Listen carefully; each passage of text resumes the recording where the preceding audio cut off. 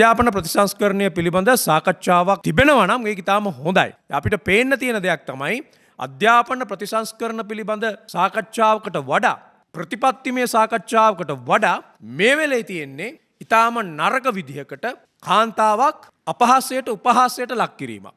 විශේෂයෙන්ම අපිට පේනවා අධ්‍යාපන සහ උසස් අධ්‍යාපන අමාත්‍යවරිය සහ අග්‍රාමාත්‍යවරිය වන හරිනී අමරසූරිය ඉලක්ක කරගනිමින් ඉතාම බරපතල විදිහට උසුළු විසුළු ඒ කාන්තාවක් පිළිබඳව මේ රාජපක්ෂලට ඒ වගේම වික්‍රමසිංහලට මේ පාදඩ පන්තියට තියෙන ඒ වල් පවුල මුල් කරගත්ත දේශපාලන සංස්කෘතිය.